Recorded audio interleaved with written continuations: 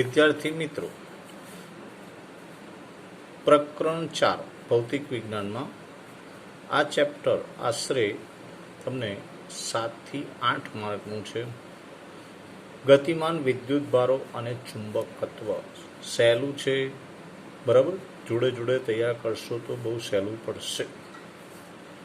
પહેલો ક્વેશ્ચન, ઓર્સ્ટેડનું અવલોકન જણાવો અને ચુંબકત્વ અંગે વૈજ્ઞાનિકોએ કરેલા સંશોધનો જણાવો.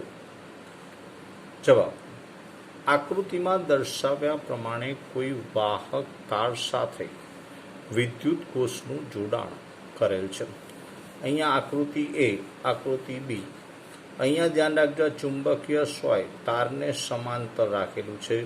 બેટરીમાંથી કોઈ પ્રવાહ પસાર કર્યો નથી. અહીંયા કળ જોડેલી નથી. અહીંયા કળ જોડી દીધેલી છે.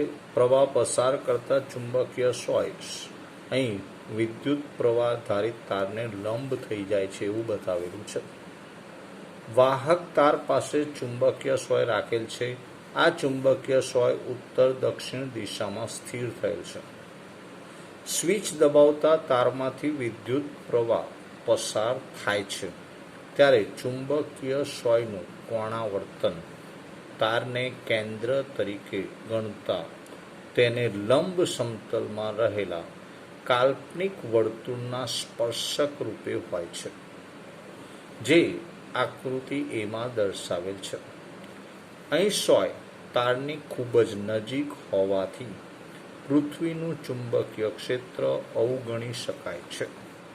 જો પ્રવાહની દિશા ઉલટાવીએ તો સોયનું કોણાવર્તન પણ ઉલટાઈ જાય છે, જે આકૃતિમાં દર્શાવેલ છે. પ્રવાહ અથવા ચુંબકીય સોયને તારની નજીક લાવતા કોણાવર્તન વધે છે. આ દર્શાવે છે કે ગતિમાન વિદ્યુતભાર અથવા પ્રવાહો આસપાસના અવકાશમાં ચુંબકીય ક્ષેત્ર ઉત્પન્ન કરે છે. આ અવલોકન બાદ મેક્સવેલે દર્શાવ્યું કે પ્રકાશ એ વિદ્યુત ચુંબકીય તરંગો છે. હર્ટ્ઝે રેડિયો તરંગોની શોધ કરી. જગદીશચંદ્ર બોઝ તથા જી માર્કોનીએ આ રેડિયો તરંગો ઉત્પન્ન કરી બતાવ્યા. ક્વેશ્ચન 2, વિદ્યુત પ્રવાહ ધારિત તારના લીધે ચુંબકીય ક્ષેત્ર ઉત્પન્ન થાય છે તે દર્શાવતો બીજો પ્રયોગ વર્ણવો. વિદ્યુત પ્રવાહ ધારિત તારને પુસ્તકના પાનને પૃષ્ઠને લંબ રૂપે મૂકેલો છે. પુસ્તકના પાનના સમતલમાં આકૃતિ એ અને આકૃતિ બી દર્શાવ્યા અનુસાર તારની આજુબાજુ ગોળાકાર માર્ગ પર ચુંબકીય સોયને મૂકતા તેમના ભ્રમણ દર્શાવ્યા છે. આ એ આકૃતિ અને આ બી આકૃતિ, બરાબર, સમઘડી અને વિષમઘડી દિશામાં છે. જ્યારે વિદ્યુત પ્રવાહ પાનના પૃષ્ઠમાંથી બહાર તરફ આવતો હોય તો આકૃતિ એ અનુસાર ચુંબકીય સોયનું કોણાવર્તન થાય છે. જ્યારે વિદ્યુત પ્રવાહ પાનાના પૃષ્ઠમાં અંદર તરફ જતો હોય ત્યારે આકૃતિ બી અનુસાર ચુંબકીય સોયનું કોણાવર્તન થાય છે. આકૃતિમાં ચુંબકીય સોયનો જે ભાગ ઘટ કર્યો છે તે તેનો ઉત્તર ધ્રુવ છે. જો પાના પર તારની આસપાસ લોખંડનો ભૂકો અસ્તવ્યસ્ત મૂકેલો હોય ત્યારે તારમાંથી પ્રવાહ પસાર થાય ત્યારે તે આકૃતિ સીમાં દર્શાવ્યા અનુસાર તારની આસપાસ સમકેન્દ્રીય વર્તુળો દર્શાવે છે. આમ પ્રયોગો પરથી એવો નિર્ણય કરી શકાય કે જ્યારે તારમાંથી વિદ્યુત પ્રવાહ પસાર થાય ત્યારે તેની આસપાસ ચુંબકીય ક્ષેત્ર ઉત્પન્ન થાય છે. પૃષ્ઠમાંથી બહાર આવતા વિદ્યુત પ્રવાહ વિદ્યુત ક્ષેત્ર ચુંબકીય ક્ષેત્રને ટપકા વડે દર્શાવાય છે અને પૃષ્ઠમાં પ્રવેશતા વિદ્યુત પ્રવાહ વિદ્યુત ક્ષેત્ર ક્રોસ વડે દર્શાવાય છે. એટલે પૃષ્ઠની અંદર જતું હોય તો ડોટ અને બહાર આવતો હોય તો ક્રોસ. અંદર જતો હોય તો ડોટ, બહાર આવતો હોય તો ક્રોસ એવું આપણે કહી શકાય. ક્વેશ્ચન 3. વિદ્યુત ક્ષેત્ર અને તેનું ઉદ્ગમ તથા ચુંબકીય ક્ષેત્ર અને તેના ઉદ્ગમની સમજૂતી આપો. જવાબ: વિદ્યુત ક્ષેત્રનો ઉદ્ગમ સ્થિર વિદ્યુત ભાર છે.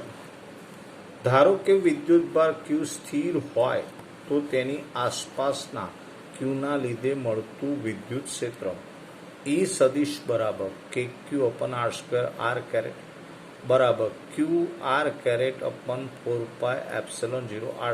સમીકરણ 1. અહીં R કેરેટ એ R સદિશની દિશામાંનો એકમ સદિશ છે. વિદ્યુત ક્ષેત્ર E સદિશમાં અન્ય Q વિદ્યુત ભાર પર ક્ષેત્રના લીધે લાગતું વિદ્યુત બળ F સદિશ બરાબર QE સદિશ બરાબર KQQ/R² R કેરેટ આપણે કહી શકાય બરાબર QQ/4πε0 R² R કેરેટ. સમીકરણ 2. વિદ્યુત ક્ષેત્ર એ ઉર્જા અને વેગમાનનું વહન કરી શકે છે તથા તે તત્ક્ષણ ઉદ્ભવતું નથી અને વહન માટે ચોક્કસ સમય લે છે. તે અવકાશના દરેક સ્થાન પર આધારિત છે પણ સમય સાથે બદલાઈ શકે છે, એટલે કે તે સમયનું વિધેય છે. જો એક કરતાં વધારે વિદ્યુત ભારોના કારણે કોઈ એક બિંદુએ વિદ્યુત ક્ષેત્ર મેળવવું હોય તો બધા વિદ્યુત ભારોના કારણે મળતા વિદ્યુત ક્ષેત્રોના સદિશ સરવાળો કરવો પડે, જેને સંપાતપણાનો સિદ્ધાંત કહેવાય. આપણે ચેપ્ટર 1માં બરાબર ભણી ગયા છીએ. સંપાતપણાનો સિદ્ધાંત એ જ છે કે એક કરતાં વધારે કણોથી વિદ્યુતીય બળ મળે તો એને કારણે વિદ્યુત ક્ષેત્ર મળશે, તો તેમનો સદિશ સરવાળો આપણને અહીં મળે. પરીક્ષણ વિદ્યુત ભારની મદદથી વિદ્યુત ક્ષેત્ર F સદિશ બરાબર Q0E સદિશ સૂત્રથી જાણી શકાય છે. જ્યારે Q0 એ પરીક્ષણ વિદ્યુત ભાર છે. ગતિમાન વિદ્યુત ભારો વિદ્યુત ક્ષેત્ર તો ઉત્પન્ન કરે છે તેમજ ચુંબકીય ક્ષેત્ર પણ ઉત્પન્ન કરે છે. ચુંબકીય ક્ષેત્રને B સદિશ R વડે દર્શાવાય. ચુંબકીય ક્ષેત્ર સદિશ રાશિ છે અને તે અવકાશના દરેક બિંદુએ વ્યાખ્યાયિત કરી શકાય છે તેમજ સમય પર આધારિત હોઈ શકે છે. એક કરતાં વધારે ચુંબકીય ક્ષેત્રના ઉદ્ગમોના લીધે ઉત્પન્ન થતા ચુંબકીય ક્ષેત્રોનો સદિશ સરવાળો કરવાથી તે બિંદુ આગળનું ચુંબકીય ક્ષેત્ર મળે છે, એટલે કે તે સંપાતપણાના સિદ્ધાંતને અનુસરે છે. એટલે અહીંયા સંપાતપણાના ક્વેશ્ચન 4 અગત્યનું છે, ધ્યાન રાખજો. સમાન ચુંબકીય ક્ષેત્રમાં ડ્રિફ્ટ વેગથી ગતિ કરતા વિદ્યુત ભાર પર લાગતા બળનું સૂત્ર મેળવો. બરાબર, આ એક અગત્યનો ક્વેશ્ચન. વાહકના એ આડછેદમાંથી V સદિશ વેગથી ગતિ કરતા Q વિદ્યુત ભારથી રચાતો પ્રવાહ નીચે પ્રમાણે રજૂ કરી શકાય. I બરાબર અવની AVNQ, યાદ રાખો I બરાબર અવની એની જગ્યાએ Q. બરાબર, અહીંયા AVNQ સમીકરણ 1. બંને બાજુ dl સદિશ વડે ગુણશો. I dl સદિશ બરાબર AVNQ dl સદિશ. I dl સદિશ પ્રવાહખંડને સમાન ચુંબકીય ક્ષેત્ર B સદિશમાં મૂકતા તેના પર લાગતું ચુંબકીય બળ dF સદિશ બરાબર I dl સદિશ ક્રોસ B સદિશ બરાબર AV સદિશ NQ dl ક્રોસ B સદિશ આપણે લખાશે. dF સદિશ બરાબર NA dl Q V સદિશ ક્રોસ B સદિશ. સમીકરણ 2. NA dl બરાબર dl ખંડના તારમાં વિદ્યુત ભારની સંખ્યા આપણે કહી શકાય. લાગતું ચુંબકીય બળ Q વિદ્યુત ભાર પર Fm, M એટલે મેગ્નેટિક, Fm સદિશ બરાબર dF સદિશ છેદમાં NA dl બરાબર NA dl Q V સદિશ ક્રોસ B સદિશ છેદમાં NA dl માટે એફ એમ સદિશ બરાબર ક્યુ કૌંસમાં વી સદિશ ક્રોસ બી સદિશ બરાબર ક્યુ વી બી સાઇન થીટા એન કેરેટ. સમીકરણ 3. એન કેરેટ એ બળની દિશામાંનો એકમ સદિશ છે. એટલે ધ્યાન રાખજો, અહીંયા ચુંબકીય બળ કહીશું. ચુંબકીય બળ મેગ્નેટિક ફોર્સ એફ એમ સદિશ બરાબર ક્યુ ઇન્ટુ વી સદિશ ક્રોસ બી સદિશ ક્યુ વી બી સાઇન થીટા એન કેરેટ. બરાબર, આને ચુંબકીય બળ તરીકે આપણે ઓળખીશું. ચલો વિદ્યાર્થી મિત્રો, ચોથા ચેપ્ટરમાં આગળ જઈશું. ક્વેશ્ચન 5. ચુંબકીય ક્ષેત્રની વ્યાખ્યા અને તેનો એકમ લખી તેની લાક્ષણિકતાઓ લખો. ચુંબકીય બળ એફ બરાબર બી ક્યુવી સાઇન થીટા, બી બરાબર એફ અપન ક્યુવી સાઇન થીટા. સમીકરણ 1. આ સમીકરણમાં ક્યુ બરાબર 1 કુલમ, વી બરાબર 1 મીટર પર સેકન્ડ, થીટા બરાબર 90 હોય તો બી બરાબર એફ. ક્ષેત્રને લંબરૂપે એકમ વેગથી ગતિ કરતા એકમ વિદ્યુતભાર પર લાગતા ચુંબકીય બળને તે બિંદુ આગળનું ચુંબકીય ક્ષેત્ર બી સદિશ કહે છે. ધ્યાન રાખજો, અહીંયા ચુંબકીય ક્ષેત્ર એ સદિશ રાશિ છે બી સદિશ. તેનો એસઆઈ એકમ બહુ જથ્થાબંધ એકમો છે. આ બધા એકમો ધ્યાન રાખજો. Newton upon ampere into metre, tesla એટલે capital T, weber per metre square, kilogram upon second square ampere, joule upon ampere into metre square, CGS એકમ dyne upon ampere into centimetre, gauss maxwell upon centimetre square, gram upon second square ampere, erg upon ampere into centimetre square. પારિમાણિક સૂત્ર 10, 21 છેલ્લા બે minus M1 L0 T-2 A-1. એમકેસ અને સીજીએસનો સંબંધ 1 tesla બરાબર 10⁴ Gauss. Weber 1 weber એટલે 10⁸ Maxwell. બરાબર, આ એક ધ્યાન રાખજો. અહીંયા એની લાક્ષણિકતાઓ. ચુંબકીય બળ એ ક્યુ, વી અને બી પર આધાર રાખે છે. ઋણ વિદ્યુતભાર પર લાગતું બળ એ ધન વિદ્યુતભાર પર લાગતા બળની વિરુદ્ધ છે. એટલે લખી શકાય એફ એમ સદિશ બરાબર ઋણ એટલે માઇનસ ક્યુ, વી સદિશ ક્રોસ બી સદિશ વિરુદ્ધ દિશા, અથવા માઇનસ ના લખવું હોય તો બરાબર ક્યુ પહેલા બી લખો, બી સદિશ ક્રોસ વી સદિશ લખાય. બીજું, એફ એમ બરાબર ક્યુ વી બી સાઇન થીટા અથવા એફ એમ સદિશ બરાબર ક્યુ ઇન્ટુ વી સદિશ ક્રોસ બી સદિશ. અહીં ચુંબકીય બળ એ વેગ સદિશ અને ચુંબકીય ક્ષેત્ર બી સદિશનો સદિશ ગુણાકાર છે. જેથી જો થીટા બરાબર 0 કે 180 તો સાઇન 0 થાય એટલે એફ એમ સદિશ 0 થશે. અહીં આપણને બરાબર ધન અને ઋણ માટે ખૂણા બતાવ્યા છે. ચુંબકીય બળ એ વેગ અને ચુંબકીય ક્ષેત્ર એમ બંનેને લંબ રૂપે લાગે છે અને તેથી તેની દિશા જમણા હાથના સ્ક્રૂના નિયમથી મળે છે, જે આકૃતિ એ અને આકૃતિ બીમાં દર્શાવેલ છે. આકૃતિ એ ધન વિદ્યુતભાર માટેની અને આકૃતિ બી એ ઋણ વિદ્યુતભાર માટેની છે. ત્રીજું, જો વિદ્યુતભાર ગતિ કરતો ન હોય તો વી બરાબર 0 તો ચુંબકીય બળ એફ એમ બરાબર 0 મળે. આમ ગતિમાન વિદ્યુતભારો ચુંબકીય ક્ષેત્રમાં બળ અનુભવે છે, પણ સ્થિર વિદ્યુતભારો પર આ બળ લાગતું નથી. સ્થિર વિદ્યુતભારો હોય તો આપણે પહેલા ચેપ્ટરમાં કીધું હતું વિદ્યુત ક્ષેત્ર મળે.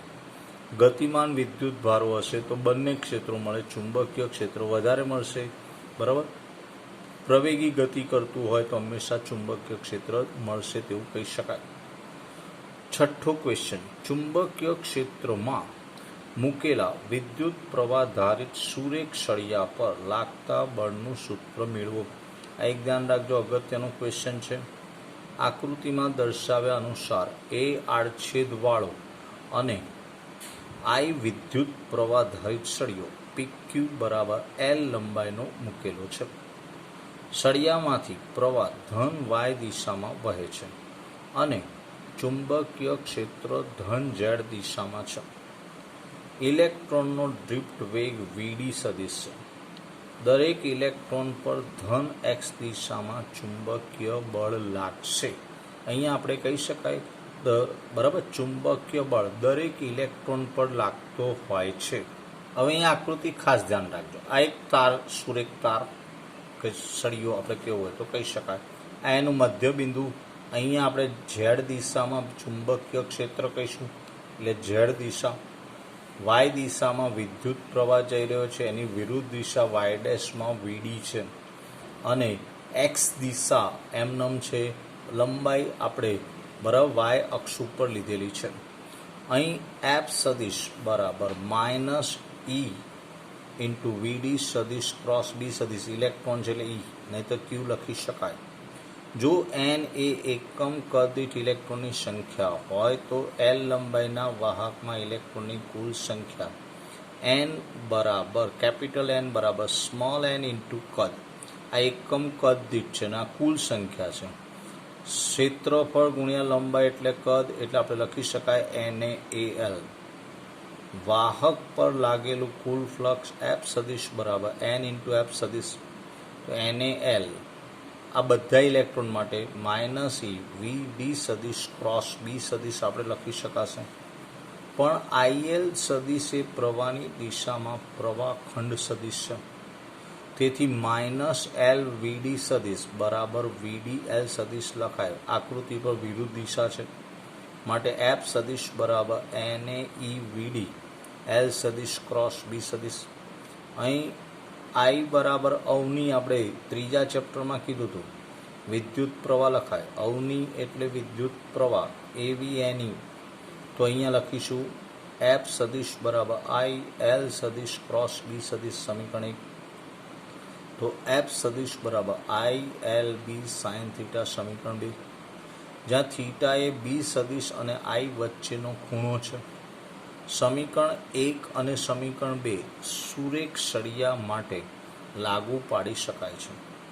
જો તારનો બીજો યાદચ્છિક આકાર હોય તો આ તારને સૂક્ષ્મ લંબાઈ ડીએલનો બનેલો ધારી ને તે દરેક ટુકડા પર લાગતા બળોનો સરવાળો કરવાથી કુલ બળ મળે અને મોટા ભાગે આ સરવાળો સંકલનથી મળે. એફ સદિશ બરાબર summation i equal to 1 to n i d l સદિશ ક્રોસ બી સદિશ બરાબર સંકલન આઈ ડી એલ સદિશ ક્રોસ બી સદિશ સમીકરણ 3. અહીંયા i summation i equal to 1 to n છે, એટલે આ બળની દિશા ફ્લેમિંગોના ડાબા હાથના નિયમથી મળે છે. અત્યાર સુધી આપણે જમણો હાથ કહેતા હતા, પણ ફ્લેમિંગોએ ડાબો હાથ લીધો હતો.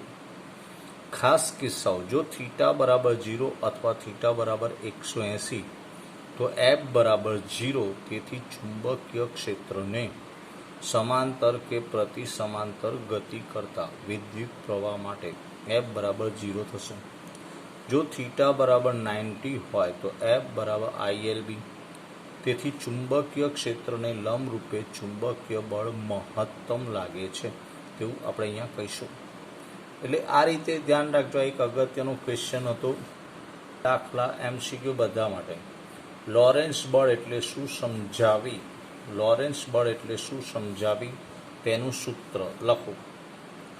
જ્યારે વિદ્યુત ક્ષેત્ર અને ચુંબકીય ક્ષેત્ર એમ બંને હાજર હોય તેવા વિસ્તારમાં વિદ્યુત ભારિત કણ પસાર થાય ત્યારે તેના પર લાગતા કુલ બળને લોરેન્સ બળ કહે છે.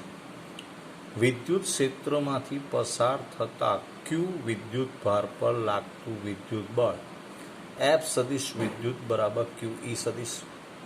ચુંબકીય ક્ષેત્રમાંથી પસાર થતા ક્યુ વિદ્યુત ભાર પર લાગતું બળ ચુંબકીય બળ એફ ચુંબકીય બરાબર ક્યુ ઇન્ટુ વી સદિશ ક્રોસ બી સદિશ આપણે કહી શકીશું.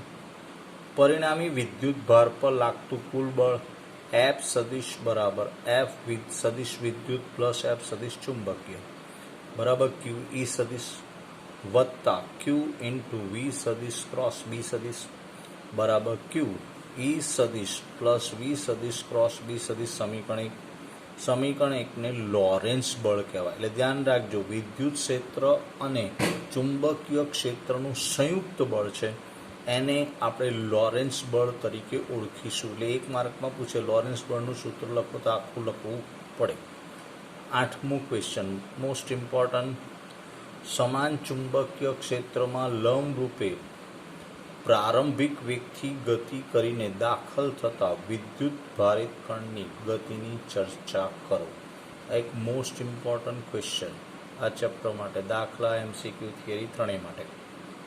ધ્યાન રાખજો, સમાન ચુંબકીય ક્ષેત્ર બી સમતલને લંબ અંદર જતી દિશામાં છે. સમતલને લંબ અંદર જતી દિશામાં એટલે ચોકડી વડે દર્શાવી છે. લંબ રૂપે દાખલ કરશો એટલે આવી વર્તુળાકાર ગતિ થાય. હંમેશા વેગ સ્પર્શકની દિશામાં હોય, બરાબર, વેગ સ્પર્શકની દિશામાં હોય, બળ કેન્દ્ર તરફ એટલે કેન્દ્રગામી હોય. ધારો કે આર ત્રિજ્યાના વર્તુળ પર ગતિ કરશે. અહીંયા વી અને એફ દરેક વખતે લંબ છે. સમાન ચુંબકીય ક્ષેત્રમાં બી સદિશમાં ક્ષેત્રને લંબ રૂપે દાખલ કરતા વિદ્યુત ભાર પર લાગતું બળ Q ઇન્ટુ વી સદિશ ક્રોસ બી સદિશ છે. આ બળ કેન્દ્રગામી બળ તરીકે વર્તે છે. અહીંયા આપણે બે સ્થિતિ મળશે. એક, જ્યારે વેગ વી સદિશ અને બી સદિશ એકબીજાને લંબ રૂપે હોય ત્યારે જ કણનો માર્ગ નિયમિત વર્તુળાકાર હશે, નહીતર નહીં. ધ્યાન રાખજો, નિયમિત વર્તુળાકાર ક્યારે બનશે? વી અને એફ એકબીજાને લંબ હોય, વી અને બી એકબીજાને લંબ હોય, જે આકૃતિ એમાં દર્શાવી છે. નિયમિત વર્તુળાકાર ગતિ માટે જરૂરી કેન્દ્રગામી બળ ચુંબકીય બળ BQV પૂરું પાડશે. તો આવી સ્થિતિમાં એફ કેન્દ્રગામી બરાબર એફ ચુંબકીય એટલે mv², આ કેન્દ્રગામી બરાબર BQV આપણે કહી શકાશે. એટલે mv²/r બરાબર BQV. તો આવી સ્થિતિમાં આપણને નિયમિત વર્તુળાકાર ગતિ આપણને મળશે. R બરાબર mv/qv બરાબર p/bq, સમીકરણ 1. અહીં p એ વેગમાન દર્શાવે છે. જેમ વેગ કે વેગમાન વધે તેમ વર્તુળની ત્રિજ્યા મોટી થાય છે. એટલે ધ્યાન રાખજો, વેગ બમણો તો ગતિપથની ત્રિજ્યા બમણી, વેગમાન બમણું તો પણ ગતિપથની ત્રિજ્યા બમણી થશે. સમીકરણ 1માં v બરાબર ω/r મૂકતા તો r બરાબર m/r/bq આપણે લખી શકાશે. r કેન્સલ, ઓમેગાને કરતા બનાવો તો ω બરાબર BQ/m. સમીકરણ 2, જ્યાં ઓમેગાને કોણીય આવૃત્તિ, કોણીય ઝડપ બંને કહી શકો છો. હવે ઓમેગા બરાબર 2πν બરાબર, ન્યૂ આવૃત્તિ છે અથવા 2πf. જો f લખો તો 2πf લખવાનું કે f એ આવૃત્તિ છે. મૂકતા જ્યાં ન્યૂ કે એફ આવૃત્તિ છે, ચોપડીમાં ન્યૂ આપ્યું છે એટલે ન્યૂ લખીશું. માટે 2πν બરાબર BQ/m, માટે v બરાબર BQ/2πm. સમીકરણ 3, જેને સાયક્લોટ્રોનની આવૃત્તિ પણ કહે છે. આમ વિદ્યુત ભારિત કણની આવૃત્તિ ન્યૂ એ રેખીય વેગ કે ઉર્જા કે વેગમાન પર આધાર રાખતી નથી. આ પરિણામ સાયક્લોટ્રોનની રચનામાં ખૂબ જ ઉપયોગી છે. સાયક્લોટ્રોન માટે આવર્તકાળ T બરાબર 1/ν, તો T બરાબર 2πm/bq. સમીકરણ 4. બીજો કિસ્સો એમાં જ પેલો આપણે વી સદિશ અને બી સદિશ લંબ હતા. જો કણનો વેગ બી સદિશ સાથે ક્ષેત્ર સાથે થીટા કોણ બનાવતો હોય તો વેગના બે પરસ્પર લંબ ઘટકો ધ્યાનમાં લેવા પડે.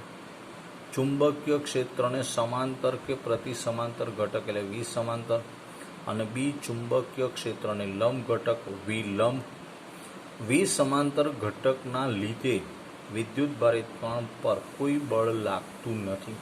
તેથી કણ અચળ વેગથી ક્ષેત્રની દિશામાં ગતિ ચાલુ રાખશે. ધ્યાન રાખજો, સમાંતર ઘટક માત્ર ને માત્ર અહીંયા બરાબર કોઈ બળ લાગતું નથી. સમાંતર ઘટક એ અચળ વેગથી ક્ષેત્રની દિશામાં જ ગતિ કરી રાખે છે, બરાબર, ચાલુ રાખશે. એટલે અહીંયા આપણે કહી શકાશે અચળ વેગ એની એ દિશામાં હશે તેવું કહી શકાય. જો લંબ રૂપે ગતિ કરે તો આવી સ્પાઇરલ આકાર આપણે એક્સ દિશામાં એની ગતિ વિચારી છે, બરાબર, ગતિ એક્સ દિશામાં જઈ રહ્યું છે, બરાબર. અહીંયા આપણે એવી વિચારણા કરી છે અને એક્સ દિશામાં જ અહીંયા બી છે. તો આ વી સમાંતર આપણો પરિણામી સ્પર્શકની દિશામાં વી, આ લંબ ઘટક, વી લંબ ઘટકના લીધે વિદ્યુત ભારિત કણ પર બળ લાગવાથી તે વર્તુળાકાર માર્ગે ગતિ કરે છે. પરિણામે કણનો ગતિપથ આકૃતિ બીમાં દર્શાવ્યા પ્રમાણે હેલિકલ કે સર્પિલ આકારમાં હોય છે.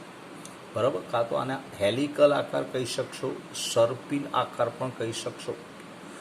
જો કણનો વેગ ચુંબકીય ક્ષેત્રની દિશામાં કંઈક ઘટક હોય તો તે આ કણને ક્ષેત્રની દિશામાં ગતિ કરાવશે અને કણનો ગતિમાર્ગ આકૃતિમાં દર્શાવ્યા અનુસાર હેલિકલ કમાન આકારનો હશે. હેલિકલ માર્ગે ગતિ કરતા કણે એક પરિભ્રમણ દરમિયાન ચુંબકીય ક્ષેત્રની દિશામાં કાપેલા અંતરને પેચ કહેવાય. બરાબર, આપણે 11 માઇક્રોમીટર સ્કૂલમાં કહેતા હતા, એક ચક્કર પૂર્ણ કરે જે રેખીય અંતર કાપે અને પેચ અંતર કહેવાય, તો આને પેચ કહીશું. તો પેચ બરાબર 20 સમાંતર છે, ધ્યાન રાખજો, 20 સમાંતર ટી. અહીં 20 સમાંતર ઘટક એટલે વી કોસ થીટા, એટલે પી બરાબર વી કોસ થીટા. આવર્તકાળ એટલે આવૃત્તિનો વ્યસ્ત એટલે 2πm અપન dq. તો પી બરાબર 2πm વી કોસ થીટા અપન dq. ગતિના વર્તુળાકાર પથની ત્રિજ્યાને હેલિકલ ત્રિજ્યા કહેવાય છે. આ પેચ અંતર એમસીક્યુમાં પૂછે તો આ એમસીક્યુ માટે સૂત્ર યાદ રાખજો. બરાબર, એની વક્રતા ત્રિજ્યાનું સૂત્ર, એનું આવર્તકાળનું સૂત્ર અને આવૃત્તિના સૂત્રો ખાસ યાદ રાખવાના છે એમસીક્યુ દાખલા માટે. આ અને થિયરી માટે પણ અગત્યનું છે, ત્યાં ધ્યાન રાખજો.